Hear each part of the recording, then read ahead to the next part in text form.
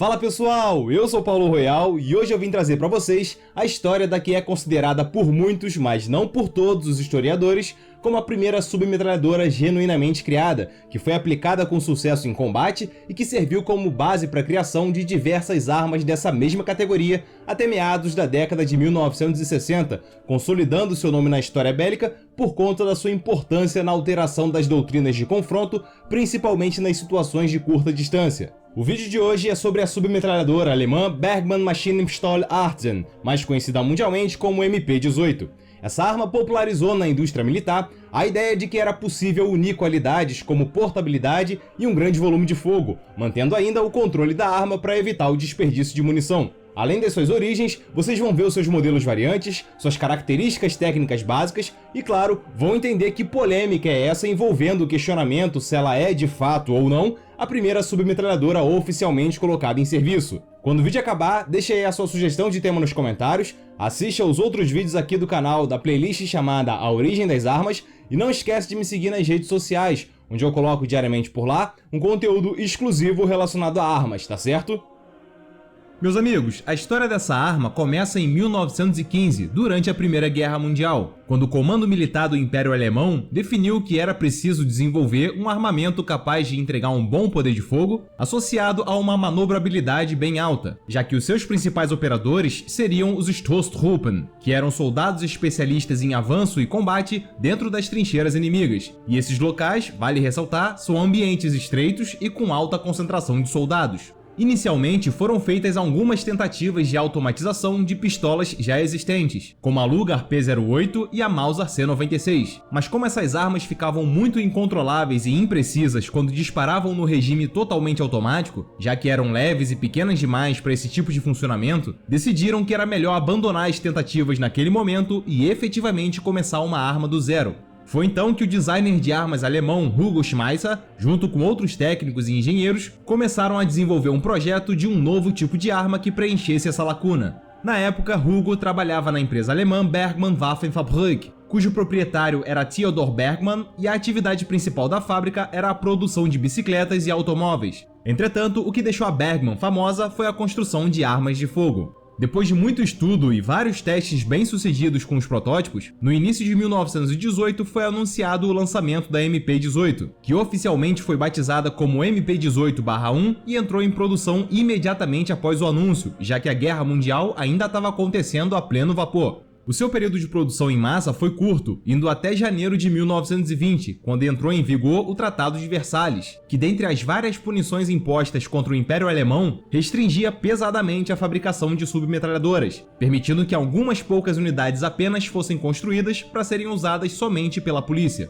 Até aquele ponto, pouco mais de 25 mil exemplares tinham sido produzidos desde 1918. As características básicas do projeto de uma MP-18 são as seguintes. O seu calibre padrão é o 9x19mm, o seu sistema de ação é o blowback direto e o seu ferrolho opera de forma aberta. Para quem talvez não saiba, armas que funcionam exatamente dessa maneira, blowback direto com ferrolho aberto, sofrem um risco de disparo acidental quando o operador deixa o ferrolho fechado. Isso acontece pelo seguinte: a mola recuperadora dessas armas geralmente tem uma tensão baixa, e com o ferrolho fechado, caso o atirador deixe a arma cair com ela apontando para cima, o impacto da coronha vai jogar o ferrolho para trás ao ponto dele pegar um cartucho no carregador e o colocar na entrada do cano, fazendo o pino percussor avançar até a face do ferrolho e acertar a espoleta do cartucho, gerando o disparo involuntário. Então, ao mesmo tempo que manter o ferrolho fechado ajuda a evitar a entrada de sujeira pela culatra e no carregador, aumenta potencialmente o risco de disparo acidental em caso de queda com a arma apontando para cima. A única maneira de manter o ferrolho travado com um pouco mais de segurança era por meio de um ponto de encaixe no receptáculo, onde o operador podia colocar a alavanca de manejo do ferrolho, mas isso deixava a culatra aberta e exposta à entrada de sujeira. A parte visual mais marcante dessa submetralhadora é o conjunto envolvendo o fosso do carregador, que tem uma inclinação de 60 graus para trás, e o próprio carregador em si, que é do tipo Trommel-Magazin, sendo monofilar e com capacidade para 32 cartuchos. Apesar da boa intenção em querer armazenar uma alta quantidade de munição, a peça ocupa muito espaço, tem a tendência a emperramento em função das suas angulações internas e, quando encaixada na arma, claramente causa um problema de balanceamento de peso, já que o lado esquerdo dela fica bem mais pesado.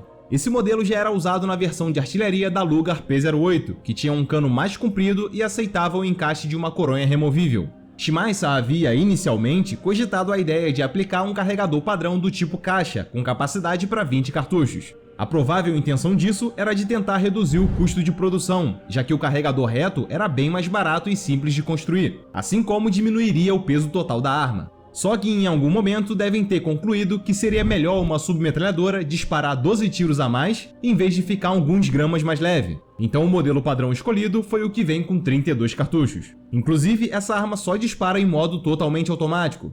Mesmo tendo um guarda-mão que permitia a empunhadura dupla por baixo da arma, muitos operadores usavam o próprio carregador como empunhadura frontal, provavelmente como contramedida para tentar equilibrar o desbalanço de peso do conjunto. Segurar na capa protetora do cano não era uma opção viável, uma vez que, apesar de ajudar no arrefecimento dele, a peça esquentava bastante durante os disparos contínuos. Um ponto que chama muito a atenção é o seu peso. Essa submetralhadora pesa nada menos que 5 kg quando está totalmente carregada. Para vocês terem uma ideia, esse é quase o mesmo peso que um fuzil de batalha FN FAL tem quando está totalmente carregado também. A MP-18 é tão pesada assim porque o seu receptáculo tem as paredes muito espessas, algo em torno de 3 mm. A grande maioria dos armamentos semelhantes que vieram no futuro, como as submetralhadoras MP-40 da Alemanha e Sten da Inglaterra, tinham receptáculos mais finos e por isso pesavam consideravelmente menos. Ao longo da sua história, a MP-18 passou por algumas mudanças, que culminaram na criação de novos modelos variantes e que inspirou outras empresas e até outros países a criarem suas próprias submetralhadoras usando o modelo alemão como base.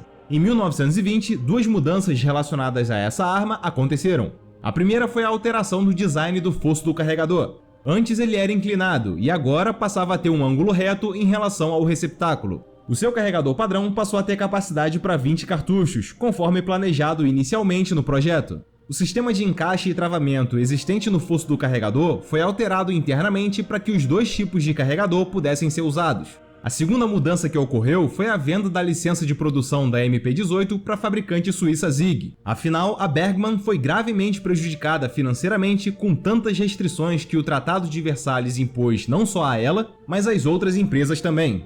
A Zig continuou fazendo o armamento sob o nome de Zig Bergmann 1920. Essa versão era construída nos calibres 7,65 por 21 mm ou então 7,63 por 25 mm Mauser e chegou a ser exportada para alguns países. A sua alça de mira passou a ser ajustável, com uma graduação bastante utópica por sinal, já que ela vai até os 1000 metros de distância. Obviamente, os projéteis dessa arma não chegam nem perto desse alcance máximo. O seu carregador padrão é bifilar, reto e com capacidade para 50 cartuchos. O retém do carregador, em vez de ficar na face superior do fosso, fica na parte inferior. A França, logo após a Primeira Guerra, começou a analisar as MP-18 capturadas que ela tinha, e as usou como ponto de partida para a criação do seu próprio modelo de submetralhadora, a MAS 1924. A China fez cópias da MP-18, mas mudou a posição de entrada do carregador, fazendo com que ele fosse inserido pela parte de baixo do receptáculo, ejetando os estojos disparados para cima. A Áustria também fez a sua própria versão, batizada como MP-34 e produzida pela fábrica Steyr Daimler Pur. Na própria Alemanha, que naquela época era chamada de República de Weimar, também surgiu uma variação da MP-18. A fabricante de armas Karl Gottlieb Hennel, sob a supervisão de Hugo Schmeisser, começou a produzir a MP-28/2, que é popularmente conhecida sem esse /2. Basicamente, ela é uma MP-18 modernizada e o seu carregador padrão, embora ainda seja do tipo caixa, passou a ser bifilar e ter 32 cartuchos, sendo usado anos mais tarde, depois de alguns ajustes, como o carregador da submetralhadora MP-40, que inclusive já tem vídeo dela aqui no canal. Ela passou a ter a opção de disparar também em modo semi-automático, com o botão seletor de modo de disparo sendo instalado logo acima do gatilho. Tanto a MP-18 como a 28 encontraram alguns compradores pelo mundo afora, o que inclui o Brasil. Na década de 1930, o modelo MP-18 foi usado pelas polícias de Alagoas e Pernambuco e a MP-28 foi usada pela polícia de São Paulo. Em 1932, a Bergmann começou a desenvolver um novo modelo de submetralhadora baseado nos seus projetos anteriores, e depois de alguns modelos que fizeram pouco sucesso nas vendas, em 1935 entrou em circulação a MP-35, que começou a ser produzida em outra fábrica do país, a Walter.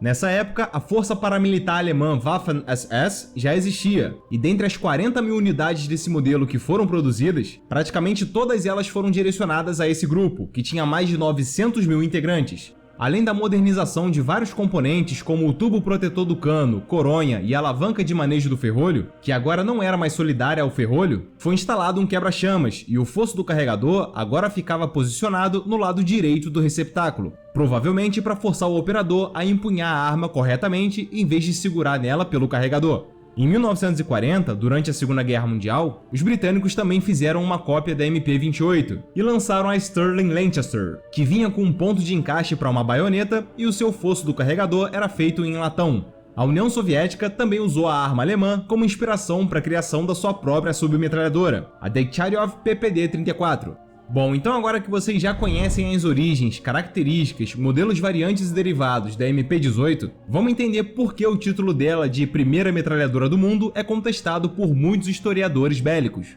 O conceito básico de uma submetralhadora é uma arma com alta portabilidade, com regime de disparo automático e que é municiada com cartuchos de pequeno porte, ou seja, os mesmos usados em pistolas. Acontece que em 1915 já existia uma arma no Reino da Itália que tinha exatamente esse mesmo conceito. O seu nome completo é Pistola Mitragliatrice VR Perossa M1915, que até então era classificada como arma automática portátil, já que o nome submetralhadora ainda não tinha sido inventado. A polêmica envolvendo se essa seria, ou não, a primeira submetralhadora do mundo, se deve por ela ter sido criada originalmente para ser usada em aeronaves de combate, mais especificamente como arma de apoio dos observadores. Ela vinha de fábrica montada em pares, mas com seu funcionamento sendo totalmente independente, inclusive com os gatilhos não sendo interligados, ou seja, o operador podia disparar as duas armas simultaneamente ou não. Inclusive, um ponto que chama atenção nessa arma é a sua cadência altíssima de disparos, variando entre 1.200 e 1.500 tiros por minuto. Isso em dois carregadores municiados com 25 cartuchos cada, no calibre 9x19mm Glicente, que era um cartucho fabricado no Reino Italiano na época. Por ela ser uma arma portátil, mas não muito leve, já que pesava 6,5 kg no total, os militares italianos em 1916 tiveram a ideia de empregá-la nas tropas terrestres, a usando como armamento defensivo.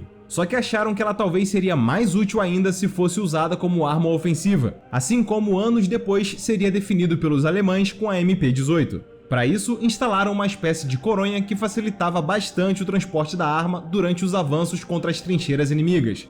A VR Perossa tinha um recuo muito grande, e geralmente a doutrina de ataque com ela nesse papel ofensivo era a de disparar uma arma de cada vez, para se manter combativo por mais tempo na batalha. Então, apesar de ser usada como uma submetralhadora dupla com acionamento independente, a VR Perossa não é considerada por muitos historiadores como a primeira arma dessa categoria, já que ela foi usada em terra como uma adaptação de um armamento antiaéreo, diferentemente da MP-18, que desde o início foi projetada para ser usada pela infantaria. O Reino da Itália até chegou a criar em 1918 a Beretta M1918, que basicamente era uma submetralhadora criada usando só uma das armas da VR Perossa, mas aí a MP-18 já existia. Logo, a M1918 acabou chegando depois nessa disputa. Alguns entusiastas também mencionam que, na verdade, a arma automática do Império Austro-Húngaro chamado Standschütze Hellrieger M1915 é que deveria ser considerada a primeira submetralhadora do planeta.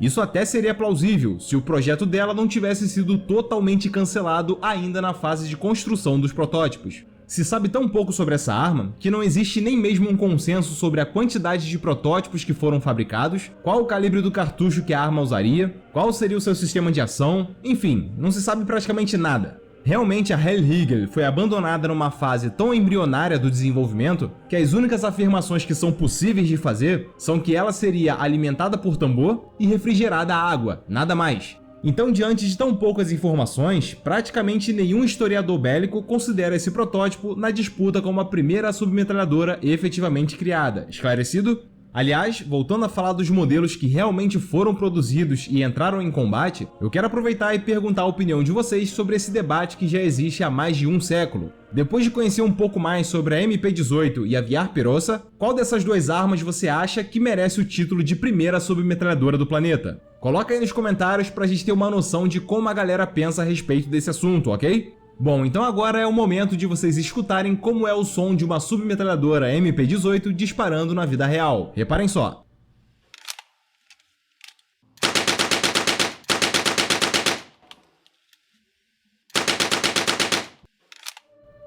Pessoal, o aplicativo que eu uso para mostrar o funcionamento interno das armas ainda não tem a MP-18 e nem outro armamento com comportamento e disposição das peças semelhantes no seu banco de dados. Então nesse vídeo eu vou ficar devendo essa apresentação. Mas para vocês não ficarem totalmente no escuro sem informações sobre a ciclagem da arma, o funcionamento dela ocorre da mesma maneira que nas outras submetralhadoras que usam ferrolho aberto, ou seja, quando o gatilho é apertado, ele desconecta o ferrolho, que pega um cartucho no carregador e o coloca no cano, com o pino percussor acertando a espoleta do cartucho em seguida. A detonação do disparo empurra o conjunto do ferrolho para trás, com a mola recuperadora amortecendo parte desse recuo. O conjunto do ferrolho, no final do curso, volta a se conectar no gatilho e o estojo é ejetado. Caso o operador mantenha o gatilho apertado, o ciclo vai se repetindo até a munição acabar, ok? Na ficha técnica de hoje, eu vou usar os dados da MP-18 no seu modelo inicial, que é o mais conhecido e disseminado, principalmente por causa dos jogos eletrônicos de tiro. Os dados dessa arma são os seguintes: o peso dela sem o carregador é de 4,180 kg,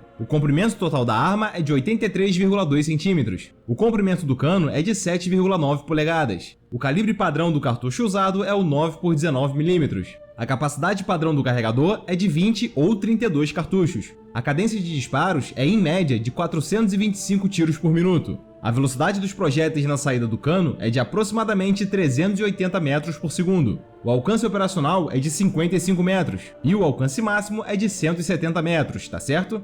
Bom pessoal, espero que esse vídeo tenha matado a sua curiosidade a respeito desse assunto e muito obrigado a você que chegou até aqui. Não esquece de clicar em gostei e compartilhar para dar aquela força pro canal. Em breve eu tô de volta, um forte abraço e até mais!